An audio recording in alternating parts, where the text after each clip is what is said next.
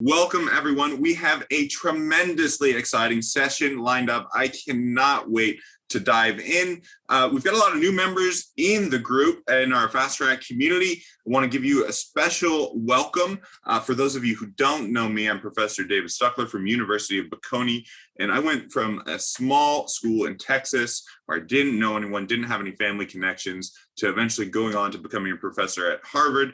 I made a ton of mistakes along the way, and that's why I created this group to help you have a smooth and successful experience as a graduate in your journey and avoid some of those common mistakes and pitfalls that so many fall into. Today, I'm tremendously excited because this is finishing our Kickstarter mini-series where we went zero to publishing in 60 days. And you'll know last week, those of you who are with us, we live submitted a manuscript. Our willing colleague, Courtney, was on the edge of her seat, hoping that we didn't make a mistake. And fingers crossed, it is now out for review. And what is tremendously exciting, this is our grand finale of this series, because we have Dr. Jocalyn Clark with us, who is, I cannot sing your praises any more highly. Jocalyn has the trifecta of experience as a publisher. She has worked at the PLOS Medicine, British Medical Journal, and is now executive editor of the Lancet. But what's so unique about Jocalyn is not just the only person I know who can lay claim to that trifecta, but also that Jocalyn is a published author in her own right. Jocalyn uniquely can see both sides of this world in academic writing and publishing. And I also am coming to know Jocalyn very well. I'm Jocalyn, I like to think of you as a friend. We go quite back. Is that Jocalyn's also very committed to advancing the careers of women in science. And not least for that, she's been named one of the top 100 women leaders in global health. So Jocalyn, tremendously excited to have you with us and for us to lift the lid. And we've just submitted a paper, lift the lid and start to see, hey, well, what happens next. So welcome to the group, Jocalyn. Oh, thank you so much. I'm so happy to be here. And it's like a kind of mutual admiration society, because I really admire what you're doing here with this program. Honestly, I wish I had it when I was a young graduate student thinking about having a career in the public health sciences. Ended up in editorial, as you said, and have been a professional journal editor for over 18 years, which is kind of crazy. But what's great and why I'm so happy to be here to talk to you and your colleagues is that nobody kind of teaches you what's under the hood. And I love to, share my experience at these big journals. And also, you're very kind to say I'm a published author. It's true. I have lots of experience publishing work, but I have tons of experience being rejected. So I always feel like, I'm kind of in a good position to give advice because I've been on the receiving end of many rejection letters. I want to talk about that sting of rejection because we've all had that knife kind of through the chest of painful rejection when your hopes are dashed. Courtney, just speaking to you here, that's not going to happen to us. I'm cautiously optimistic. But I just want to clarify one thing that, and for all of you, that Jocalyn is here in a personal capacity and not officially representing Lancet, which I think for us is great, Jocalyn, because we can kind of take the gloves off and give the no holds barred version of what it's really like. So let me dive straight in, Jocalyn. I want to know, many of the people in the group, they're in this grad journey, and some of them have submitted papers, and many are submitting for the first time. When submitting to a journal, what do you find is the biggest mistake that people make?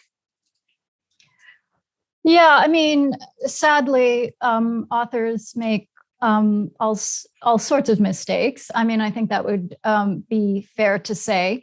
But I think there are kind of, in the big picture, there are two main things that I see quite commonly and that I like to, shine a little bit of light on.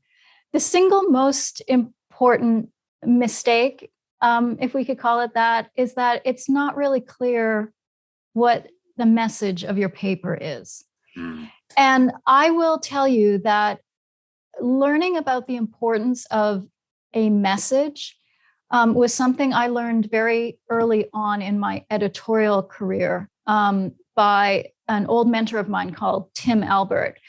He's now retired, but he is this tremendously wonderful journalist and trainer in writing. And I've really come to adopt and appreciate his work. And he really, really focuses on the message. And I've carried that with me. And a message is what your paper is trying to say. Mm. And too often, as editors, I mean, bear in mind that editors anywhere, but particularly at big journals like the ones that I've worked for, are seeing, many, many more submissions than they can possibly publish. And that often means we're reading a lot of papers every single day. And if it's not really clear what you're trying to put across in your paper, your writing will fail. The message isn't clear to your editor, and he or she is not going to, have a sense of what you're trying to put across.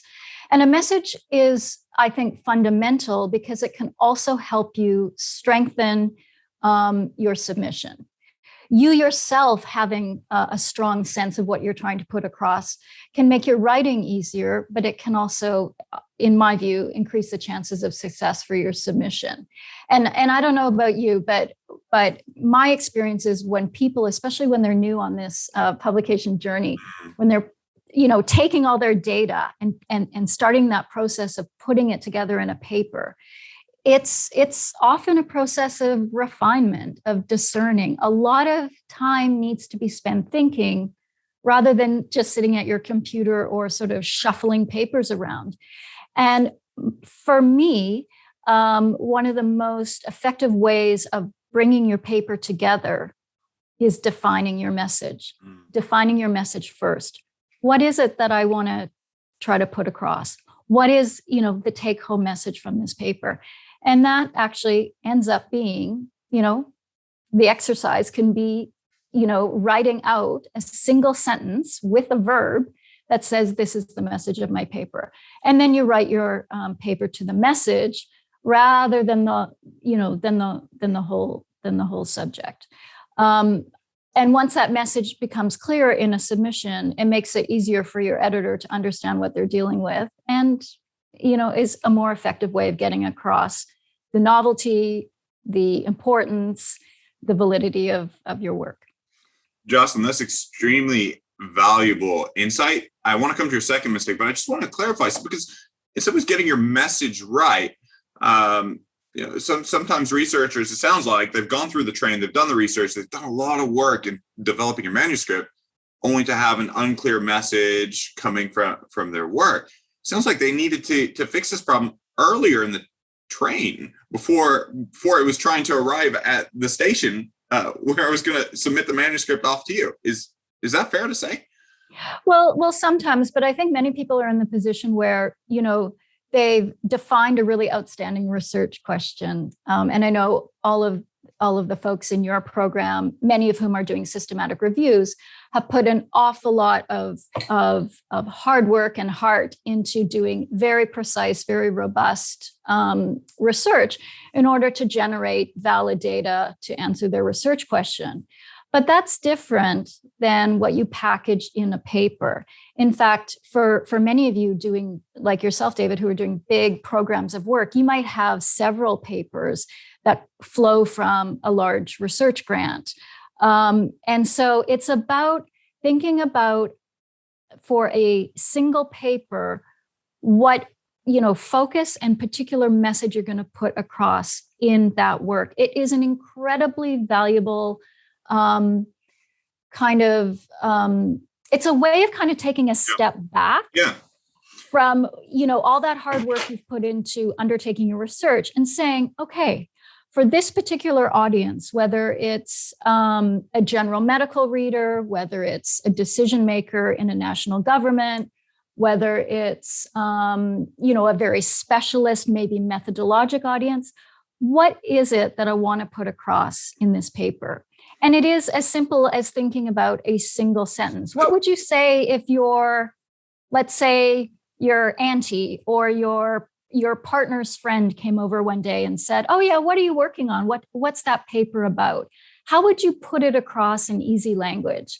That's what you need to be thinking about. 9 times out of 10, your target reader, who is your editor, of course, that's your first and probably most important reader, they're not the expert in the field that you are. So give it to them in a way that's understandable, that's plain speaking, that's straightforward. That's what I'm talking about when I say let that message come across. I really like that. I mean, I remember when I got one of my first rejections from the British Medical Journal. It was a desk reject. And I found out it was a junior doctor who actually didn't know anything, really have much specialty knowledge at all about the field that I was working in, and taught me a valuable lesson to make it very simple. So you would say it's not overly simplifying to say I've got to compress this complex message and all these details of my research down to a single one-line sentence that I could pitch in an elevator or tell my grandmother over lunch. Is that so you find that works, Jocalyn? Absolutely. And it kind of goes to the heart, I think, of a really important piece of advice that I give students, but I also wish someone had given to me a long time ago, which is actually, it's worth spending more time thinking before you start writing. So I know everyone in this program probably can relate to the kind of frustration of like sitting at your computer and just going over and over your introduction, or maybe going to PubMed or reading another piece of work. And you know how you kind of get yourself into a little bit of a tizzy, not really knowing how to pull it all together to make that nice, tidy package. And what I find really powerful, it has certainly changed my own writing, but I definitely find it in the papers that I read as an editor, is having a clear sense of exactly what you're trying to say, exactly what you're trying to put across. And you don't do that by sitting in front of the computer and getting yourself in a tizzy. You do it by going for a walk, by maybe, I like to take pen and paper and just start thinking through like what at the end of the day is exactly, here are the findings of my systematic review. Here's the level of evidence. Here's the context in which it applies. And if someone asks me in an elevator, on the bus, or my auntie, here's what I'm going to tell them in one sentence, what this is all about. And it can be really, especially for those of you who are submitting work to a general journal where those editors are not necessarily even in your discipline. And so having a clear, simple message actually goes a long way. That's incredibly valuable. And I think it's something people in the group can already think about now.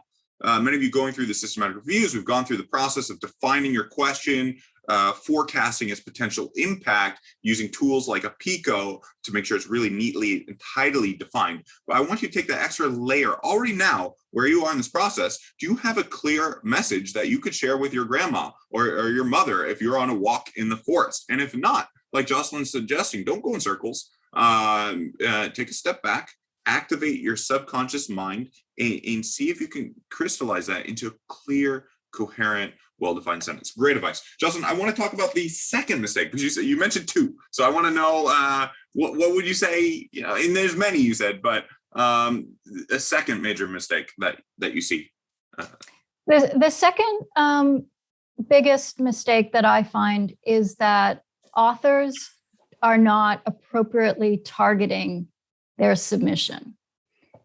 So as an editor most of my career has been at big general medical journals, although I did spend 3 years editing a small public health journal in Bangladesh when I was based there before I came to the Lancet. So I have some experience with smaller journals. But the problem or the challenge of appropriately targeting your submission is a real one, because at a general medical journal, I often see this, where people send us submissions that aren't well calibrated to what we're looking for. And so my advice to you is actually to, spend more time thinking about what your target audience is. Once you have your message, then you can, in a way, what you're doing is shopping that message. So you have a product, you have this amazing research that has been extremely well done. I have no doubt. You're putting it into a paper. And really, it's like a marriage. You need to find a fit between your piece of work and your target journal. That fit is what will equal success. But in order to make the right fit, you've got to do some homework. You're effectively doing market research. You've got a product. There is a marketplace out there. There are a lot of journals in the world.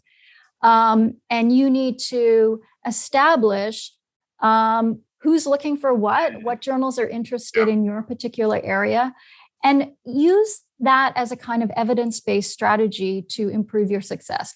I see it way too often. People just sort of, and David, you and I will know this from lots of experience, that sometimes your boss or your supervisor is like, you need to send that paper to JAMA or the BMJ or the Lancet, journals that only accept about 3 or 5% of we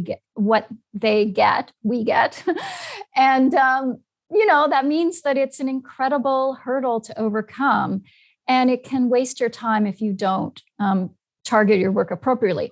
However, what I do want to say is, when people do have work that very appropriately may be suitable for a general medical journal, that it be demonstrated that you've done your homework. Journals are different. They have different visions, they have different missions, different scope, different priorities.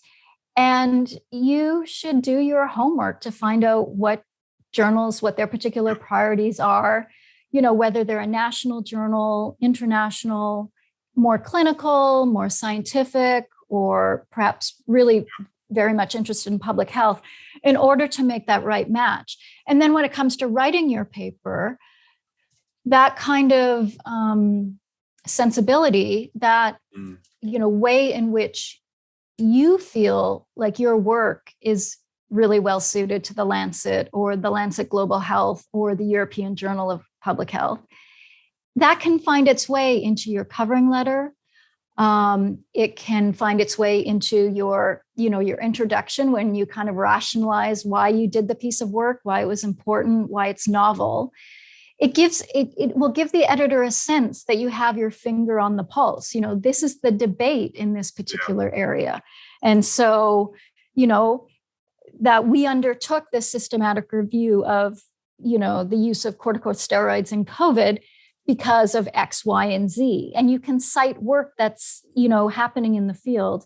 And it then can help you make the case for why your paper is a good candidate for your target journal. And far too often, I see that whole piece just entirely absent from the submissions that I read. That's super valuable advice, and we get a lot of activity in the comments about this. I just want to point out, one of the things that I suggest people in the group do always in the introduction, is, besides writing it last, because it's quite difficult, is a section on why are we having this conversation now.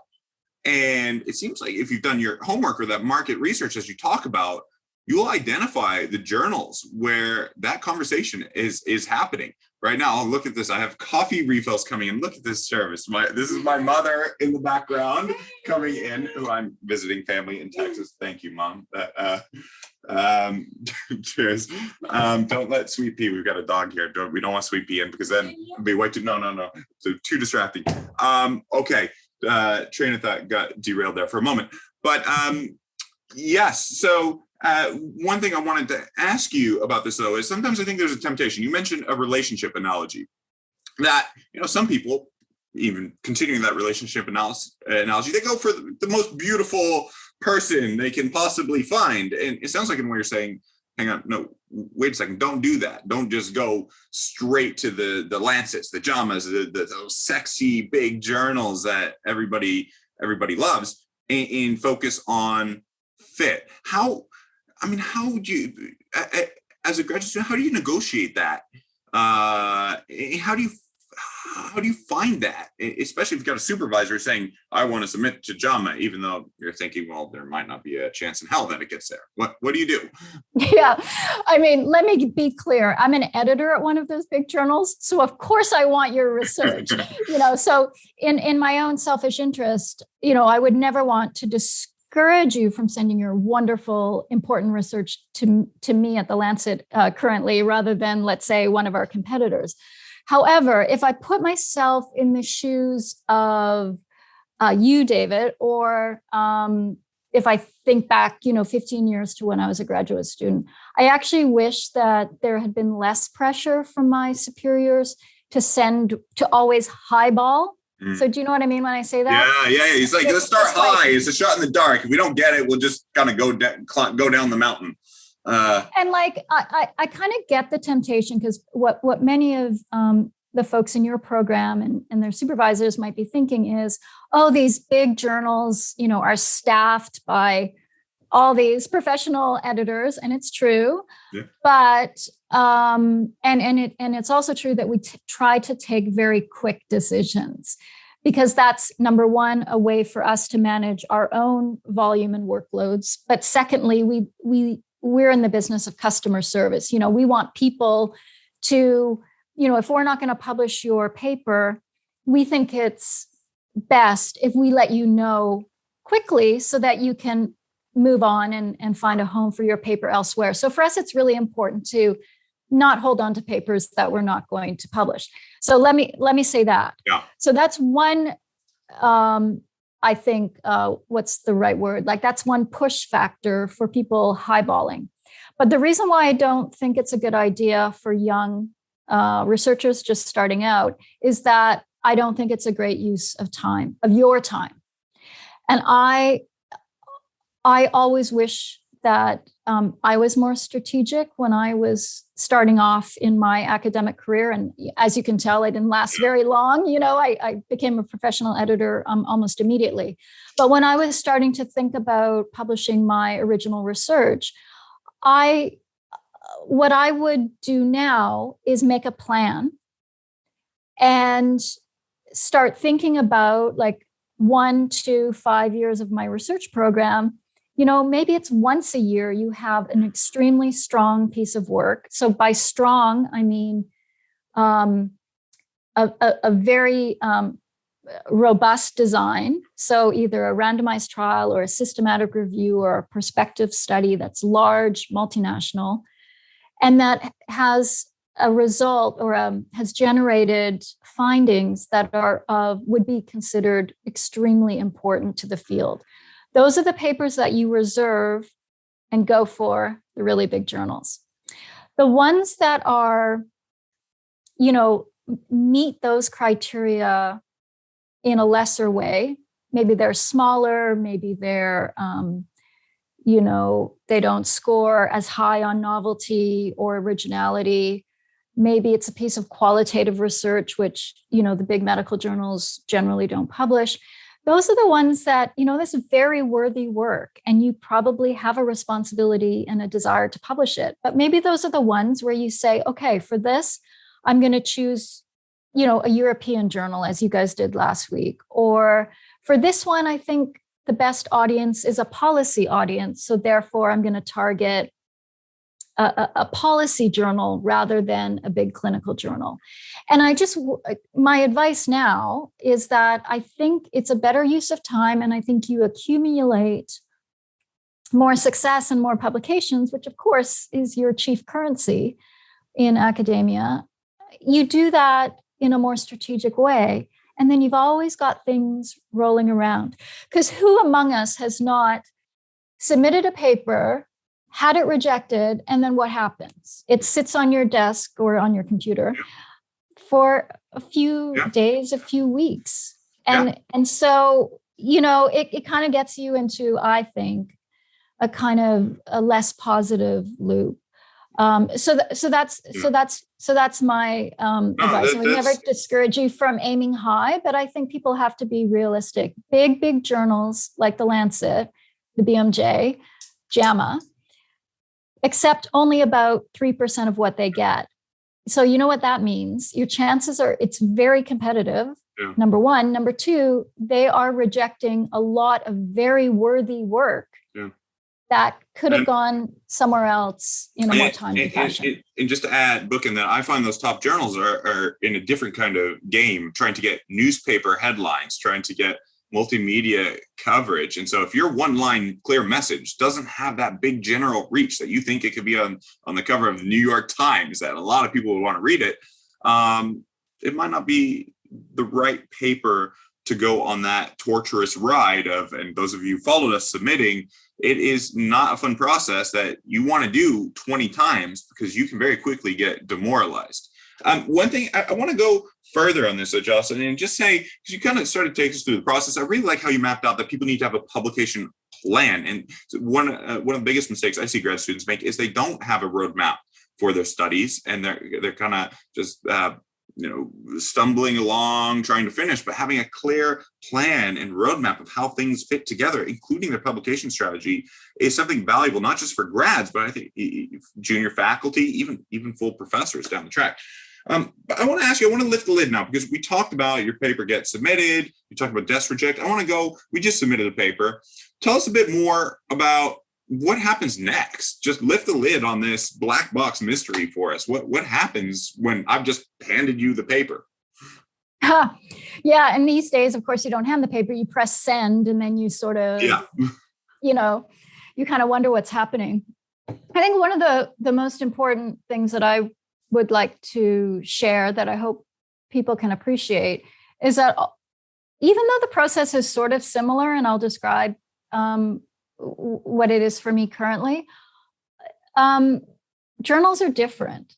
And so if you've had one experience at a journal with a particular type of editorial or peer review, it's not necessarily exactly the same at other journals. In fact, journals tend to have fairly specific nuances to their process. At big journals that are staffed by professional editors, so by which I mean people like me who don't have another job. This is, I'm not a full-time academic who does this on the side, or a full-time clinician who does this on the side. This is my full-time job. For journals that have staff editors, well, let me just tell you what happens to your submission, like the kind of life cycle. At big journals, submissions every morning get triaged. There's probably several hundred of them in there for a big journal like the Lancet. And those get triaged in the morning by our deputy editor. So what she does is she reads, quickly looks at all of them. And for those that are, completely unsuitable, maybe they aren't in the English language, maybe they are, a report instead of a submission to a journal, she'll just immediately reject them. And the rest of them, she will assign to different editors to handle. And editors tend to be assigned papers in their respective fields of expertise or interest. So I get a lot of papers in global health, in gender, in things relevant to Canada, because I'm Canadian, that sort of thing. And so that's the handling editor. And that's often the person that you will hear from in the first instance. The handling editor reads your paper, and he or she can take a decision on their own. So if it's, completely unsuitable because it's not original, it's not a research question that is of interest to a general medical audience. In other words, it's too specialized or it's too subspecialized. Or there's a sort of, question like, so what? This isn't that important. This isn't really a contemporary issue of concern, that sort of thing, outside of scope. Or if it's very clearly untrue, it doesn't appear valid, then those papers will get rejected straight away. And I think at the Lancet, that's probably about a third to a half of all papers are handled by an editor who rejects them straight away. So just to clarify a couple things. So you say those main reasons, just to recap, is they're too specialized. They're outside of the scope, and those are, you said, about 2/3 get kicked out for that reason. No, probably about a third to a half of those are, and that's what you refer to as desk reject. Desk reject. Do I have any influence over who the handling editor is? If I say, hey, I really want Jocalyn to be my handling editor. No, but many times an editor will ask for a second view or a second opinion from another editor, or it'll come to a meeting that we have 2 or 3 times a week, during which we discuss papers before we send them out for review. So, that first decision is so crucial, whether a journal is going to send it out for a review or not. But that decision is always, taken with, it's not taken lightly. If an editor doesn't feel comfortable taking the decision on her own, there's lots of other editors who are available to input. So that's the first decision. That can be quite crucial for you, of course, is if your paper is sent out for external review or not. If it's not, if I might go back to my previous point about mistakes, if it's not, that's kind of a rule of thumb, I think. If a journal doesn't send your paper out for external review, you've probably chosen the wrong journal. So you haven't made that marriage, you haven't made the case, or your work simply isn't suitable for that journal. Now, again, I want to emphasize those decisions to not send things out for external review are taken on all sorts of very worthy research. It is a question often of supply versus demand. We have way, way more volume than we can possibly publish.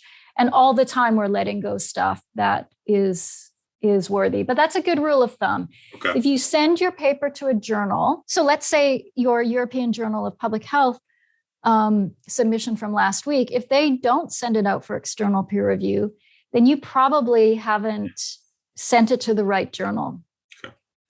And then that's the next part of the process. So let's say an editor with plus or minus other editorial colleagues decide, oh yeah, this seems original enough, important enough, true enough, and relevant to our audience enough that we're going to send it out for external peer review. And for us at the Lancet, we use 3 subject matter experts and 1 statistician for all our research papers. When I was at the BMJ, I think we did 2 subject matter experts and 1 statistician. And I think at PLOS, it was about the same. So you see, there's a few little differences in how that's done. And then once the peer review reports are back on a paper, then your editor takes, she really is your handling editor. She's your champion for the paper, and she's the one who needs to know it inside out, because when she gets those reviews back, she'll take it to an editorial meeting with the entire team present, along with all the other papers that day for everyone to discuss. And together, the group will make a decision. So let me think about it this way. If you really don't like the paper, you would have killed it earlier. But at this point, I've got to think of you as an advocate for the paper and make it easier for you to make the case to the team to accept it. Is that a reasonable way to think about it? Yeah, sure. I mean, making it easy for an editor is having a clear message. So back to what I said at the beginning, a clear message about what you're trying to put across. So in other words, what your results or what your findings mean, what they say, how they're important, what the crunchy take-home message is. That's how you make an editor's life easier. And secondly, that strong sense that, oh yeah, this is a really good fit for my audience. Now I'm joining you today as a general medical journal editor, but if I were working for,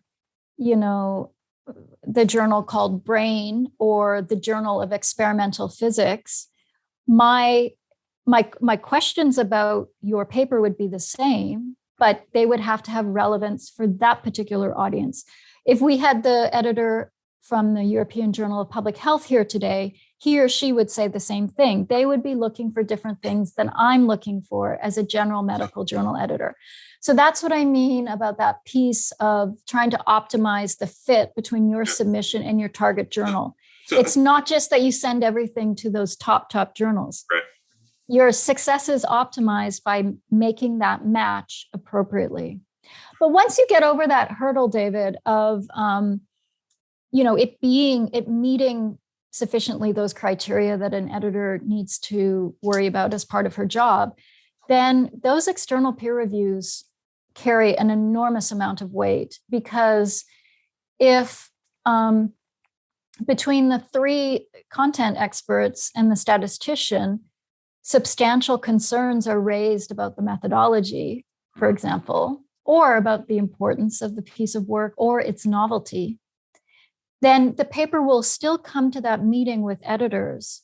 But I, on the basis of those reports, wouldn't be able to champion your paper anymore. And so that's why that external peer review is so valuable, especially to general medical journals where, we've got, we're publishing across so many different areas of medicine. So I just want to, as we're walking through this process, it was just really helpful you taking us behind the scenes. I want to ask 2 points. I want to ask about reviewers, but first I want to ask, where do you see the cover letter fitting into this process, and how do you hit that cover letter out of the park, or do you pay much attention to it? It's a source of anxiety and stress for some people when they submit. It's like, I don't know what to put in a cover letter. I know how to write my method section, but what goes here? What would you say to that? Yeah, it's a really good question, and I'm going to give you my answer, but I know that editors have different feelings about them. I think the covering letter is important, and I'm going to give you my suggested template for them. However, I am going to say when I started my career at the BMJ in 2002, we were told as editors not to read the covering letter because it's usually a sell job. And it still is kind of a sell job, but I feel sorry, like, what do you mean by sell job? I might not be following this. What do you mean by that? Like it kind of just sell, like it's a marketing pitch. Yeah. And I mean, selling your paper is important, but with a small s. Overselling your paper and its importance, its novelty, actually can backfire. I shouldn't win a Nobel Prize? What? Yeah, exactly. Or, and this is, we don't have much time today, but this is kind of the artfulness and the savvy of writing for publication. And you kind of accumulate the knowledge and the skills and the confidence, over time and through programs like the one, David. Nobody teaches you this. They don't. No, exactly. But that the kind of idea in your mind that, on one hand, I am in the marketing business now. I'm no longer in the science business. I got to find a match for this great paper of mine that I need to get published quickly because otherwise it's going to date. But at the same time, I'm dealing with human beings on the other side of the black box, and those folks aren't going to probably be that compelled by me overselling my work, by me saying that it's, going to be the answer to, every question in that particular area of medicine, or it's going to, be read by, half the world's population, that sort of thing. So overselling is not worthwhile. Putting your findings in the context of the current debate, or what you described earlier as, the current conversation, putting it in the context of, the need for future research, its implications for policy or practice, just having that nice, it's kind of having, it's just, you want to have a sober and optimistic kind of framing of the importance of your work. So it's kind of like that middle ground between, not talking about what your findings mean, but not overselling them. So the covering letter is a good place for you to put across three things.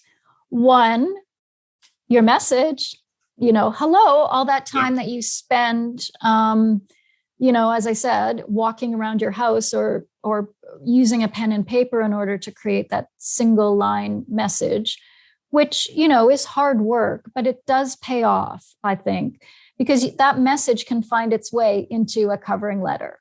Dear BMJ, dear Lancet, we've got this, I appreciate your consideration of this manuscript that reports the findings of our X, Y, and Z systematic review.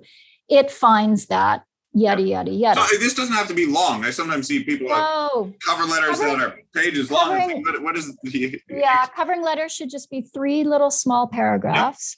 And by the way, when I was at the BMJ, so when I was a little young editor, I was being trained by this very experienced, now deceased editor called Roger Robinson.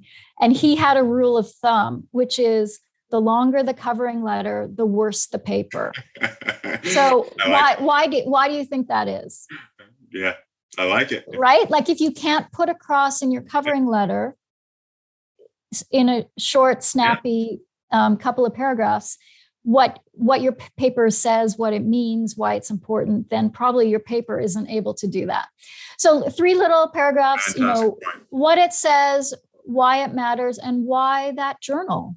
You should have like 1 or 2 lines, and that you can discover, of course, when you do your market research. What's that journal looking for at the moment? I really like that because no one ever, when I was in grad school, taught me about that fit for the journal and done over time. But I think the defining message is a really key takeaway. And then I think many people in the group just never really think about why this journal. They're really focused on doing the research and publishing it, but there isn't really much of a plan or strategy in place to think about or even know how to go about finding that fit.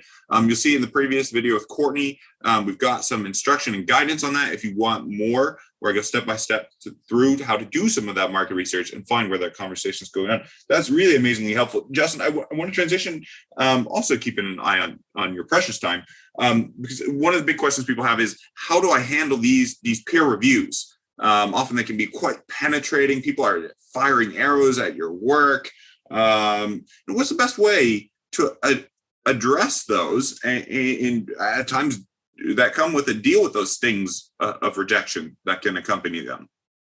Yeah. I mean, number one, super duper huge message to your group is if a journal invites you to revise, that is a win, like a win in capital letters, because, and I know that feeling from my own experience of what it's like to get those reviewer reports. Because they are often penetrating and they're often critical. But listen, you've got to, this is where that kind of psychology and savvy and self-belief has to come in to win the publications game. You are in the driver's seat if a journal invites you to revise, because they could have easily rejected your paper. Journals get way more than they have space to publish, as I've been trying to emphasize. So you're in the driver's seat. And there's lots of things you can do. I mean, number one, do not write back straight away. You might even want to close that email and call it a day and sleep on it then come back fresh in the morning. And you need to, as much as possible, take the emotion out of it. If there are, and then you're just going to break it down. And for each point that you're given in the decision letter, which is an invitation to revise, for each point, you're going to say, thank you for this feedback, or thank you for this comment. I'm afraid it's beyond the scope of our work to do all this data analysis. However, we appreciate, the point being made, and we will, incorporate this into the next phase of our research. I like that. So that's how you deflect something. how you address something, again, thank you very much for the point. It's true that we weren't clear enough about that particular subgroup analysis. We have now done it and it's on page blah, blah, blah, blah, blah. Right. So you're kind of like, imagine yourself having taken the emotion and your irritation out of the question. Think of yourself in a negotiation.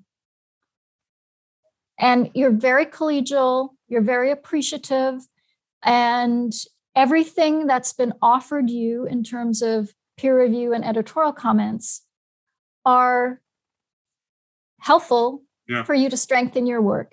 You've kind of you've got to put yourself in that mind frame, even if you feel like they got it wrong. Yeah, I like that. So you come with it with the ethos of, I'm going to draw what's here and make my manuscript stronger. And if I disagree, it's like a bullfighter. This bull's charging here. I'm just going to just sidestep out of the way and deflect it gracefully.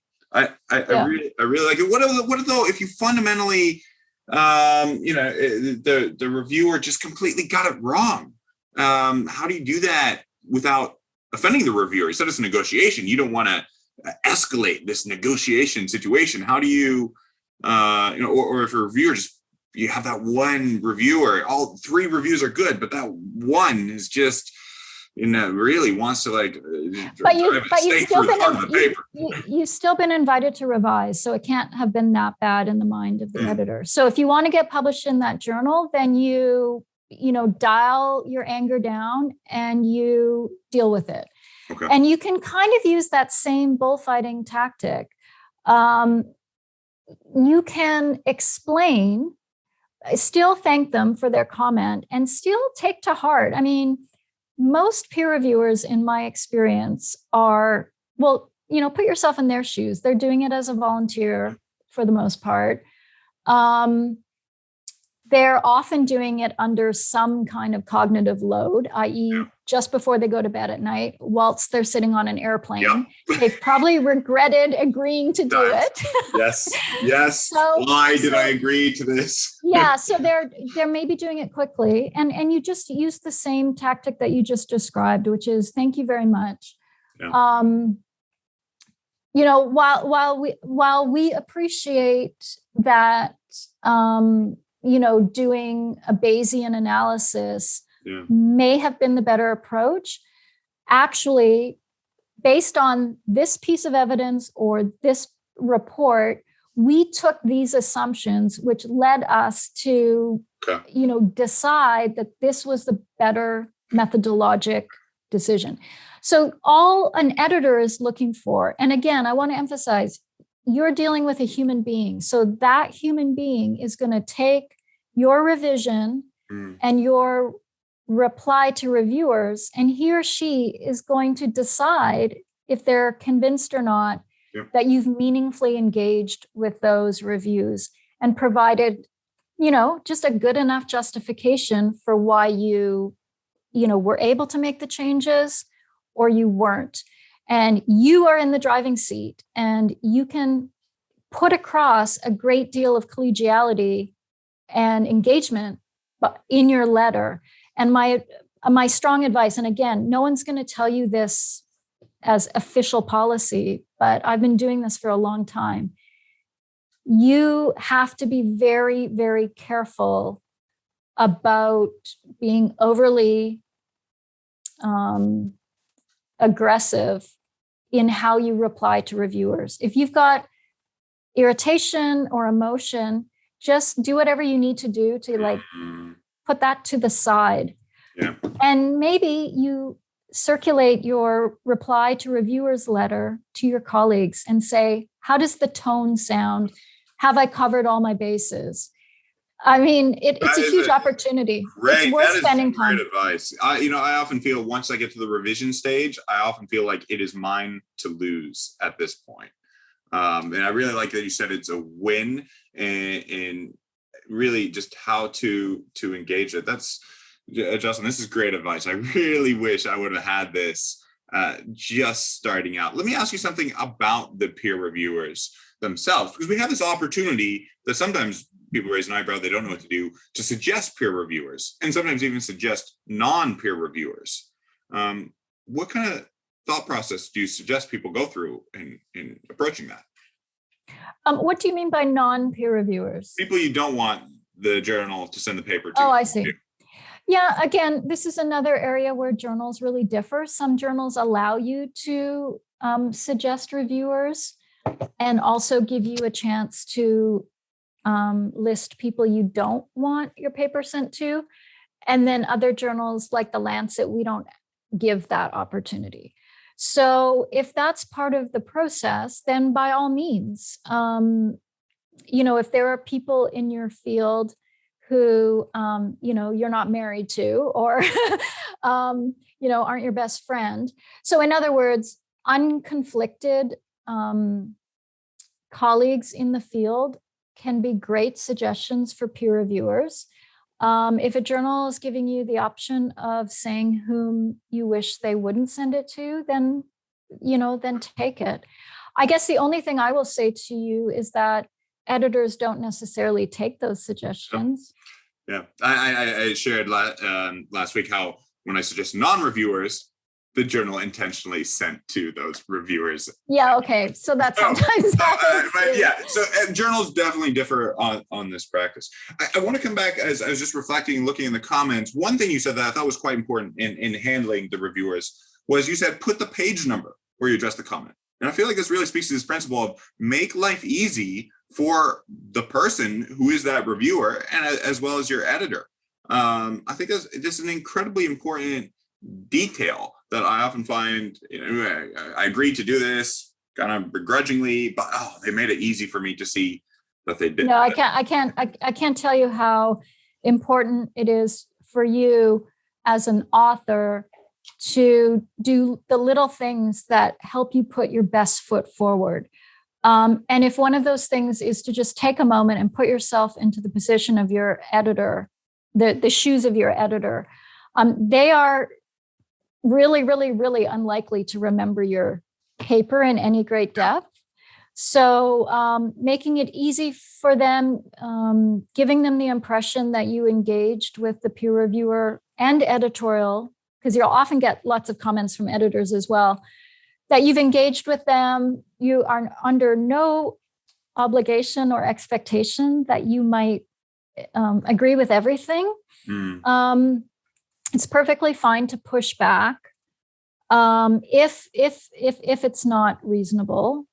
And then crafting that letter, put yourself in the shoes of your editor. Editors are just like you in a way. They have busy lives. They are curious and interested. And I think, by and large, editors are really, really interested in helping, facilitate the publication of your research. If they've got that far with your paper, they're right. interested. So make it easy for them. I like it. Make that easy for them. Jocalyn, and I'm going to post for members of the group some examples of real response letters that our team have done that I think illustrates some of these concepts that Jocalyn's shared with us here. Jocalyn, I want to come to some questions for the group, and I know we're going to be running out of time. And I've got a couple ones I want to ask. One person asked, I said, I'm not, English is my first language. Should I invest in somebody to help edit the paper for language before submitting it? What do you think about that? Yeah, you could. In my experience, submissions that aren't, perfectly polished are not a barrier to publication. That's partly because so much emphasis is placed on how important, how original, how valid a piece of work is. So in a way, it's more about the work than the crafting of the paper, even though I've been telling you for the last hour how important the crafting of the paper is. So in my experience, let's call it clunky language or English as a second language is not normally a factor in seeing through to the importance of a piece of work. Plus, a lot of journals do have on staff editors, if your paper is published, editors who will, edit it to a great depth and with a lot of talent. But you could do if you felt that your own ability to put across your message in your paper in English didn't give you enough confidence for going ahead. But short answer, you can, but I've never seen it really substantially been a barrier. That's really helpful. Another question that came from the group: is it easier to submit a paper? Suppose I want to submit to the Lancet. Is it easier to try to submit a commentary rather than a research article? Well, I love that question because that's the section that I lead at the Lancet is comment. And I ran the same section when I was at PLOS Medicine. So I'm a great lover of commentary. And I believe that it is really important. I also think, to answer your question, yes, that when you're starting out in your career and you feel confident about, it's a very different way of writing than writing a research paper.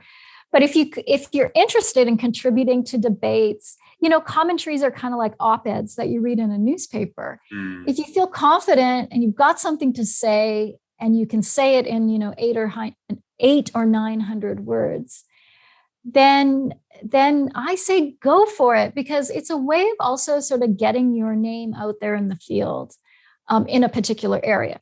Now, are they easier to write than research papers? Not a chance, because research papers are so formulaic. You've got your 4 buckets: introduction, methods, results, discussion. You've already given that great advice to write the introduction last. For things like systematic reviews, you've got reporting guidelines. So it's very codified. Whereas a commentary I think a lot of people feel like they're a little bit harder to write. Yeah. But yes, my short answer is yes, go for it. So it's a challenge, but if you're up for it, it's a good challenge and a good way to get you thinking about that clear, engaging message that will help you. I've got a couple of other questions, Justin, if we've got some time here. One, I know some people in the group are concerned about the rising costs of science. It's starting to feel like a pay-to-play system. That I've got a paper I think is good for the Lancet, but now I got to come up with a lot of money to publish it there. And for some researchers just starting out, they don't have a grant budget. They don't have this support. What should they do? Yeah, well, of course, I'm a huge advocate of open access. And the model that works the best is the idea that the funder of the research, who, of course, has every interest in seeing the work that they the work that they fund be published and disseminated, cover off publishing charges. What is an error in thinking is that publishing doesn't cost money. So the costs of publishing have to be met. And so, the model that, I certainly advocate and is one of the predominant models is that those costs be taken by the funder. It doesn't really make sense that a publisher of the work should necessarily have to bear the costs. Now, having said that, many publishers do have waiver programs for people who don't have the ability to pay, because at the end of the day, most publishers, certainly the ones that I've worked for, believe that ability to pay should not be a factor in publication. Okay. That's helpful, because I know some of the students in this group, for example, doing systematic reviews, some have felt concerned. Well, I don't have any funding. I have my blood, sweat, and tears going in my passion, but that's not going to pay the bill at the Lancet. So that's really nice to know that several journals do have a waiver program, so they won't feel like they're being left out of the conversation in science. Another comment that came out is from Anastasia. She said, "Should I try to get somebody famous on my paper? I see papers published in Lancet with lots of famous authors. do I need somebody famous online? Would that help me? I mean, the only answer to that question could ever be no. I mean, editors assess the science and the paper against the criteria that they have and their, the interests of the journal and the readers. Yeah. It's a little bit like the answer to the question about English as a second language. What the questions are suggesting is there a bias toward particular types of writing or particular people? And the answer can only be no. The primary concern is not where the people came from, who they are, but the question, whether the correct method was used to answer the question, and if the methods are valid and if the data are robust and important enough to the community that we're serving. Yeah, I think that there's a rumor going around that the editors are going to look at, when you submit, they're going to look at your background. And if you don't have a good background or a research profile, say, well, you're not worthy of submitting something to Lancet. We're not going to spend time with you. So you're just saying that's complete nonsense. No, authors need to meet authorship criteria, which are standard and part of our professional industry community standards for publication. And it stops and ends there. Okay. No. Excellent. And I want to just come back to ask you a personal question, Justin, as we start winding down. I'm giving the group any last moment for questions. Send those through now.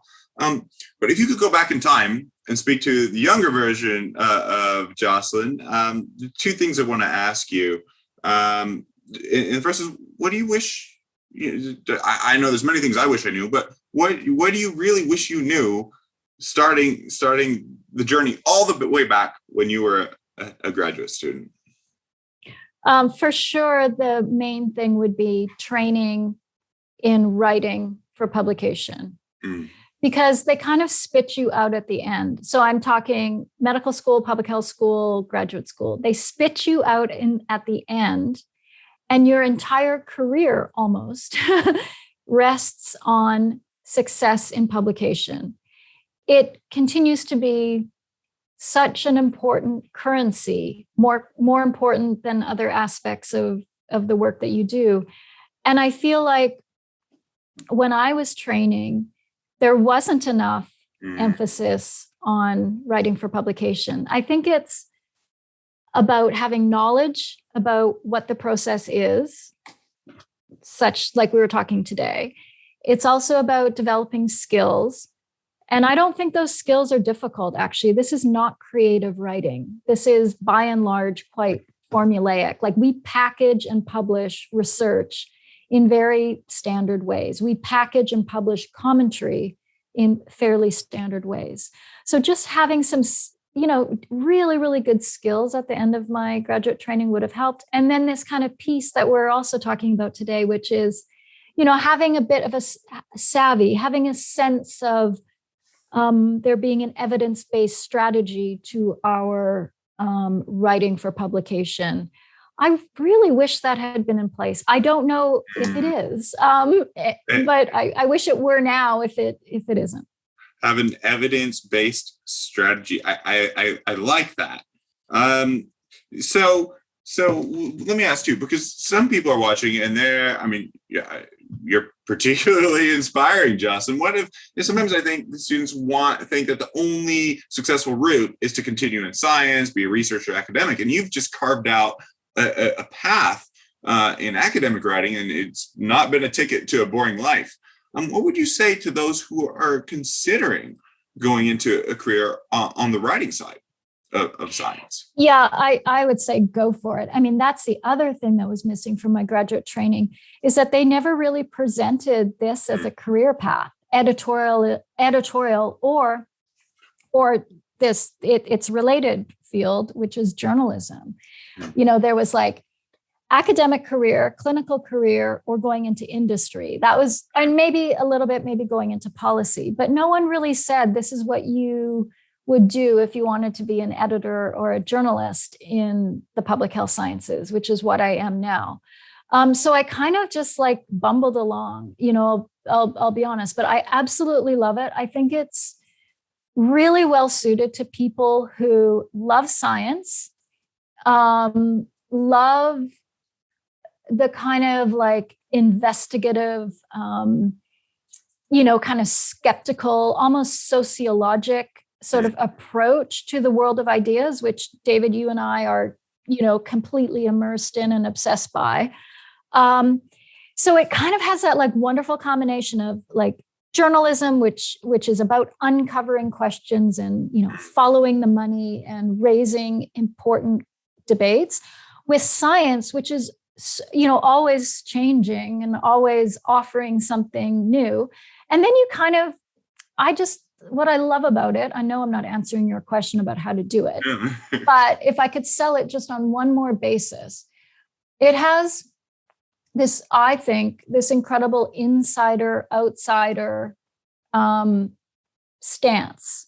So, there's a sociologist in me again, where I feel like I'm kind of inside the world of science, like enough that I get to learn from and circulate with all these incredible researchers and ideas, but I'm sufficiently outside that I can ask critical questions of it, which is what journalists do, which is what journal editors do. We're like magazines. We're not just publishing research. We're publishing all sorts of editorial matter. So it's a wonderful, wonderful career. And I think most people enter it either through science, like I did, or the clinical path, or through journalism, and then specialize in health and science. So having a PhD or an MD is fundamental. Having a track record of writing, having a love for writing is really important, because you end up spending a lot of your time writing. And then looking for opportunities to participate in editorial products like journals, newspapers. For me, was kind of serendipitous. There isn't really a defined path, but there's lots of professional associations that you could get involved in. Some people do freelance writing or editing as a way of accumulating experience. So the world is out there and it's not going away. As you know, journals and publication outlets are not going away. And science certainly is, continuing to, medical science is continuing to explode. So there'll be lots of career opportunities, I think. I really like that position, kind of like you're on that precipice. You're kind of inside, you're outside. You can change the system, but you're not really trapped grinding within it. Tell me then, I want to get more concrete. When you think about your vast experience as an editor of the top journals in the world, what do you feel personally the most proud of that you've done in your work?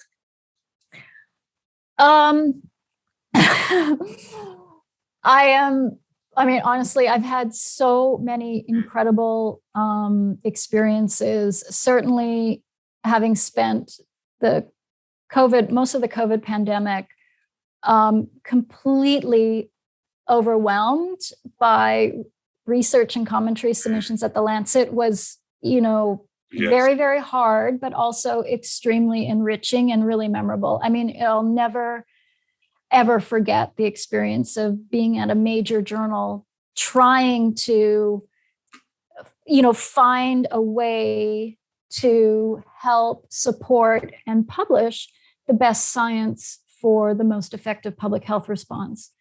But the second thing, I guess, which is a bit less immediate and more when I look back over the course of my career, is undoubtedly bringing a feminist approach to the work that I do and to the teams that I've worked on. So a feminist approach has helped us understand gender and health better. It has helped us understand the incredible extent to which bias exists within systems of academia, so academic institutions, within funders, within journals and the publishing system. So not just naming that there are differences in health outcomes or in career outcomes, but saying that those differences are ones of injustice, and that in order for us to understand more deeply that problem, but come up with more meaningful solutions, requires a much more critical approach than medicine alone has to offer. And so kind of bringing in the sociologic, in particular, feminist approaches is absolutely the most distinctive part of my journalism and my leadership, and absolutely the proudest thing I've ever done. I mean, some of your audience can appreciate this more than others, having the F word be published in the Lancet, as it has been a number of times since I've joined, the F word being feminist, it just brings me so much joy. But along with that, you'll appreciate this, David, the fact that we're really looking at equity issues from that critical perspective. We're looking at commercial determinants of health. We're looking at, systems of power and privilege. Yeah. We're looking at, anti-racist principles in our work. This is an incredible time to be a journal editor, and I'm really, really proud of that.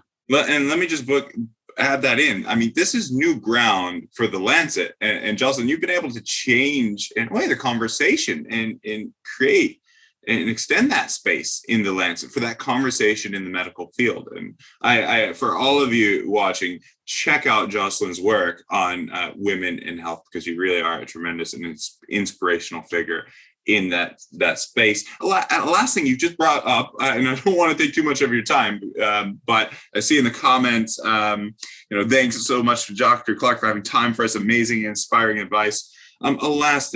Very last thing. Several people in the group have struggled with sometimes what psychologists call impostor syndrome, feeling like they don't belong, like they're not good enough, and it can put them in a negative spiral of not producing and realizing their full potential. Did you ever have any of those feelings yourself? Because look at you now, it's like, wow, Jocalyn is so tremendously inspiring. Did you ever grapple with some of the same feelings? And if so, how did you address them? Well, I mean, I think it's a really fair point, and I think it's a really common experience, certainly for women, but for lots of people, if they were honest with themselves. I mean, this is a very, very tough industry, academic medicine or academic public health, and it can be really kind of brutal and unkind at times. I think what I have benefited from in terms of, kind of within this very demanding, very time pressured, often kind of harsh environment.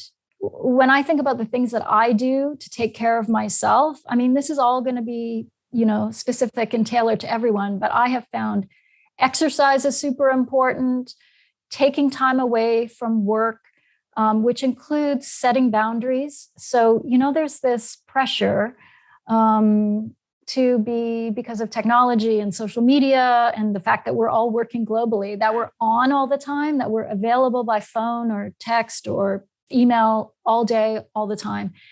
These are the things that you have to resist in order to survive. And then the second big thing, so there's sort of those personal approaches to how you maintain your mental health and set boundaries. I mean, it's really, really important when you're young to set boundaries, because if you don't set them early, it's more difficult to set them later. And also, as I've learned, people will often respect your boundaries if you set them. But the second thing, and the one that's become so incredibly important to me lately during the pandemic, is the connection with my colleagues.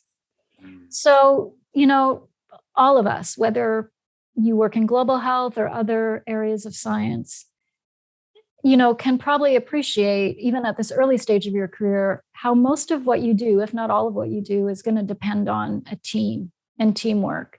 That is certainly true of journal editing, where no single person really takes all the decisions, and it takes a huge village of people to put out, I wish I had a copy of the Lancet in front of me. I mean, a really, really large journal every single week.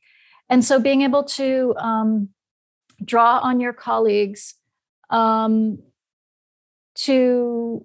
talk about the challenges and talk about ways that you can overcome the different blocks that are in front of you can be incredibly, incredibly important. This idea that we're all invulnerable, it just doesn't make sense. You know, everyone struggles and everyone is fighting within a system that often feels like it's against us. So it's really, really important to draw on the support and advice of other people, because I will guarantee you they're going through the same thing that you are. Jocalyn, listen, I just want to give you a big thank you. I've learned a lot, and from the comments that are coming through the group, people are really inspired by your messages. Thank you for giving your precious time with us. And speaking of those connections and contacts, Jocalyn's taken us behind the scenes of publishing and share that advice that you're supposed to just figure out on your own.